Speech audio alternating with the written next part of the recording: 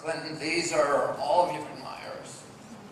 There's 189 waterkeepers in this group. We have them on every continent. They're from 19 countries. We have 17 in Australia who are not here today. We have 7 in China, 7 in Russia. We have them all over India, and we have them on most of the major rivers in the United States. Each one has a patrol boat. They have a full-time paid waterkeeper. And as we were talking about last night, we do in law enforcement. We have in this country some of the best environmental laws in the world. And in countries across the world, they have very, very good environmental laws. The problem is that the agencies that are supposed to protect those laws often become captive of the regulated industry. The laws don't get enforced. Environmental laws, as we like to point out, are real laws with real victims. People get injured, children's brains get injured, people die from environmental injury. And our job is to redress those injuries and to protect the environment on behalf of communities. All of us are huge admirers of yours. We look at you as our ally. During the 8 years of your presidency, you were on our side, fighting side by side with us on these great battles. My Aunt Jackie once asked my uncle, President John Kennedy, what he thought his greatest quality was, the quality that most suited him to be President of the United States. And the answer that he gave her surprised her. And the answer he gave her was curiosity. And it's become more and more clear to me over the past 8 years what a critical quality that is in a national leader. We had 8 years of a president who was content with bumper sticker slogans, who bragged that he didn't read the newspapers, that he didn't read books, that he got his information from a tight cadre of his people who he trusted, and we know who they were. They were representatives of the oil industry, the coal industry, the carbon cronies, people who could make a profit from degrading the environment and injuring quality of life for the rest of Americans. And he said at one point that he thought the jury was still out on global warming. And I mean, the jury was still out on evolution. And if you don't accept the science behind evolution, it's pretty hard to conceive of what science can convince you that issues like global warming actually exist, even without the concerted efforts by that administration to destroy the whole basis of science in this country and science-based policy in this country. And that's what we were dealing with. We fight a David and Goliath battle. These people are all employed in litigation. They're fighting some of the biggest corporations in the world. And many of the people who formed your adversaries during your presidency are the same people that have been fighting us. And we saw the vast right-wing conspiracy, the Heritage Foundation, the American Enterprise Institute, the Competitive Enterprise Institute, the Cato Institute, all tied up with Grover Norquist and a malleable and gullible press that simply let down American democracy over the last decade in our country. And we saw what the tobacco industry did to this country.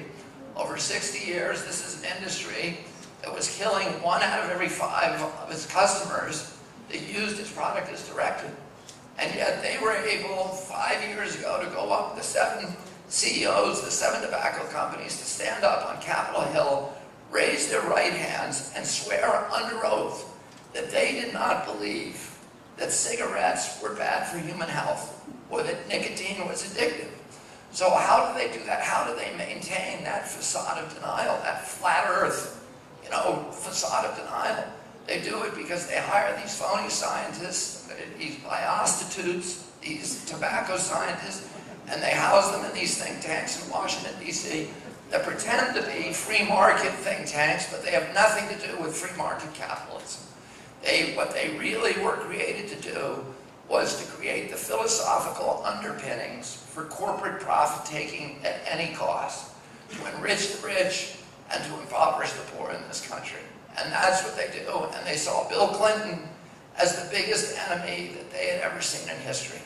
and they threw every weapon that they had against him for 8 years that he was in office. And unfortunately, the fourth estate, the press that was supposed to be doing its job and informing the American public, really let all of us down during that period.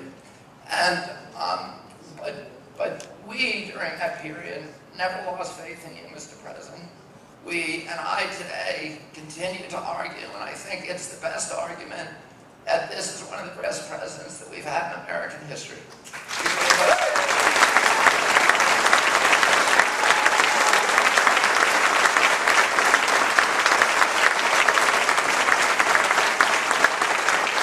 He inherited these massive budget deficits from the Bush-Reagan years, and he turned that budget deficit into a $5 billion 10-year surplus to our country, which has then been flipped by the Bush administration to $11 billion deficit again. He gave us 8 years unprecedented of peace and prosperity in this country, where not a single American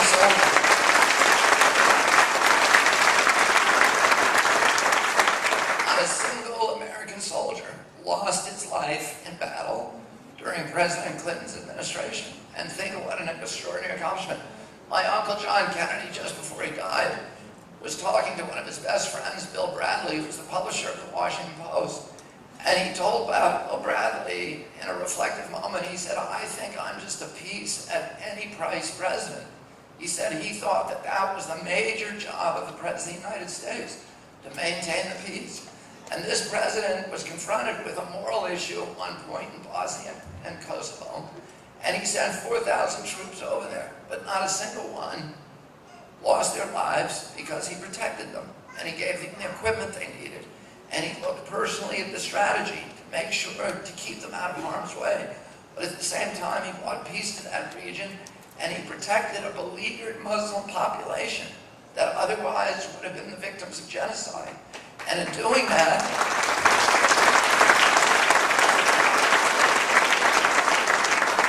he enhanced our standing around the Muslim world and enhanced our capacity to go as an honest broker into the Mideast and solve problems and be trusted by all sides. And we have an administration over 8 years that simply didn't understand the uses of power and lacked the kind of curiosity that really a president needs to put himself into the shoes of the other person, of the other fellow, and imagine life from that other fellow's perspective, and imagine the political and social pressures that cause that person to make choices that may seem irrational to us, but that are perfectly rational to them. And if you're going to negotiate, if we're going to have a peaceful world, if we're going to have a world where we can go together as brothers and sisters forward, and without leaving our poor behind, we can advance ourselves as a people without leaving the poor, the distressed, the disenfranchised, the alienated behind. We have to be able to place ourselves into the shoes of other people.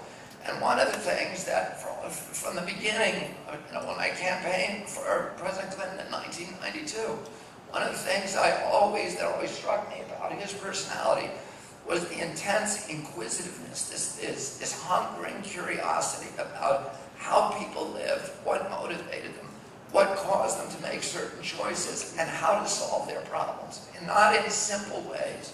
I'm not saying, okay, we'll use torture without ever questioning, one, its moral basis, and two, its efficacy, without asking those simple questions, without really figuring out, are there really weapons of mass destruction in Iraq? My uncle, President Kennedy, during the Cuban Missile Crisis, said to the generals, "I'm not taking your word that there are missiles in Cuba. I want to see the evidence." And they intensely studied that evidence for days and days and weeks and let many people look at it before they made decisions about what to do. And we need a president who is curious, one who wants to solve problems, and one who is willing to stand up against these great powers that face us all. At one point, the press ridiculed Mrs. Clinton for saying there was a vast right-wing conspiracy. Well, every single person in this room understands that there is a vast right-wing conspiracy in this country, and we are out fighting it every single day.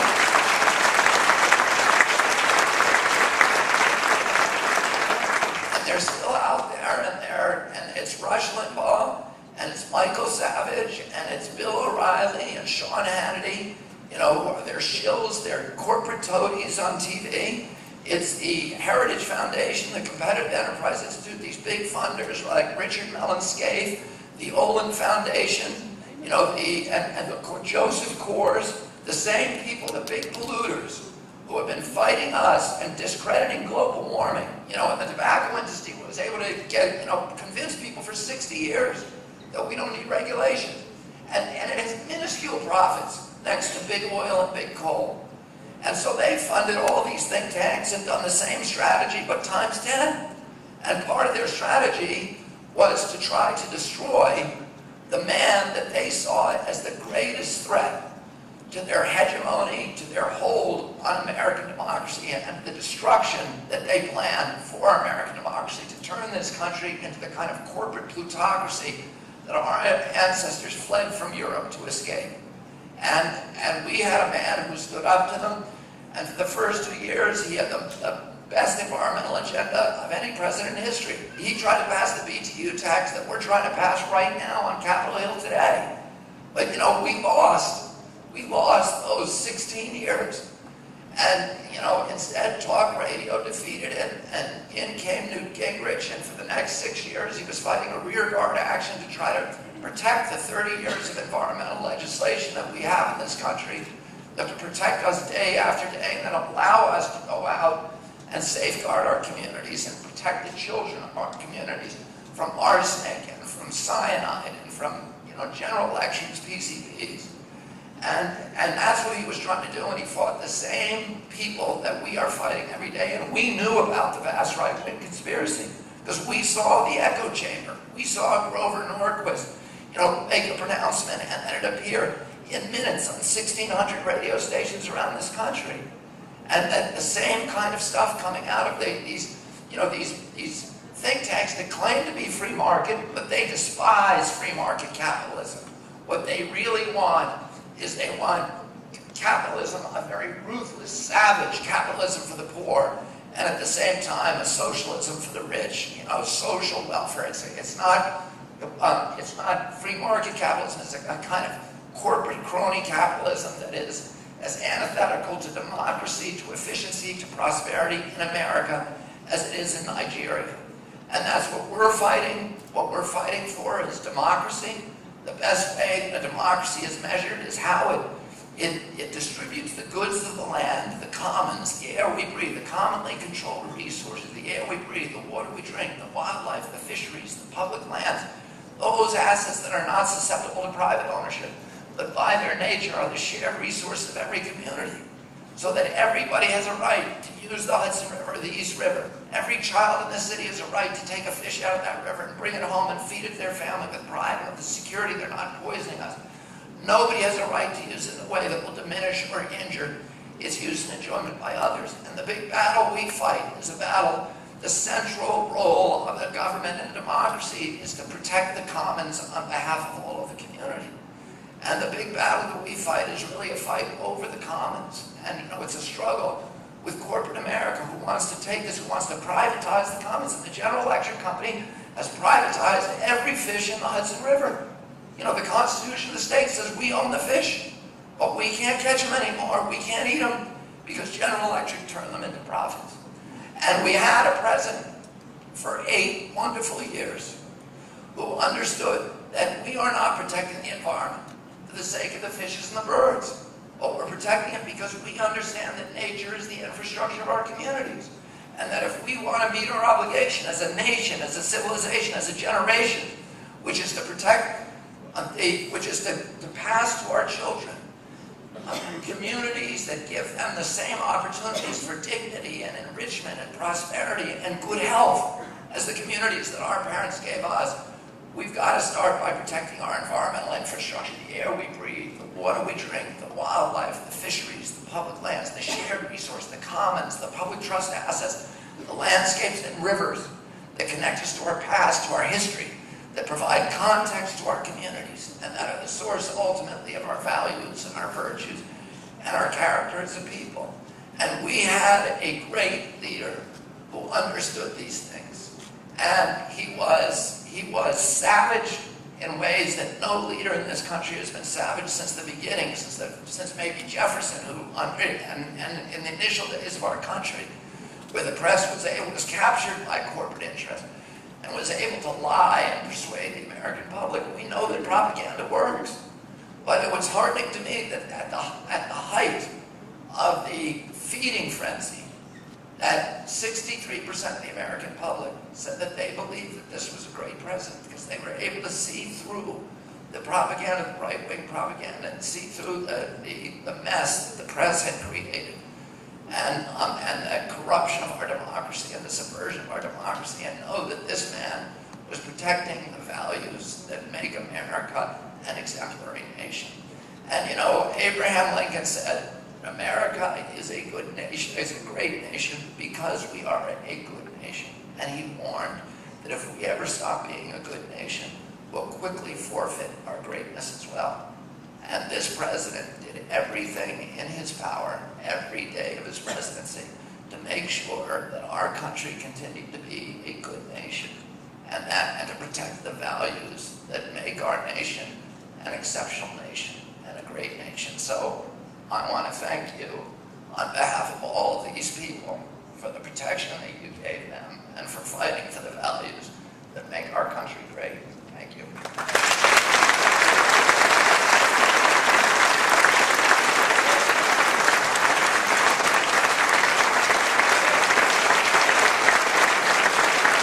Thank you very much.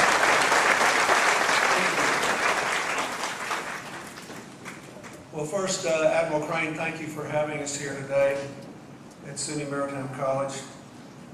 And thank all the waterkeepers who are here. You know, I love this guy.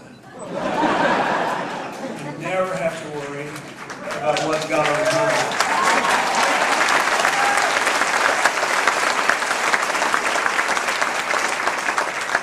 I work in countries all over the world, on every continent, on energy issues and AIDS and malaria issues and development issues. And we're always talking about, I just took on this job in Haiti, we're always talking about how we need more transparency in government. You will never find a more transparent public figure than Robert Kennedy. And almost nobody in this audience is as old as I am, although I am glad to see that my demographic has not been entirely eliminated from this group. But I have to tell you, I was looking at him and I thought, that's the way his father made me feel 40 years ago.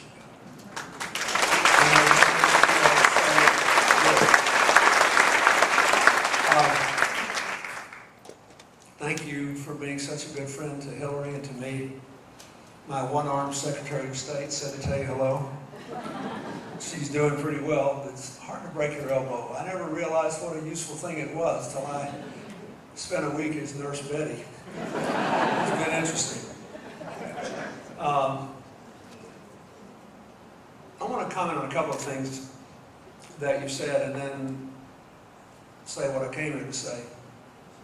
First, I agree with your uncle. Curiosity is important in a president. You have to want to know things. And you have to realize what you don't know.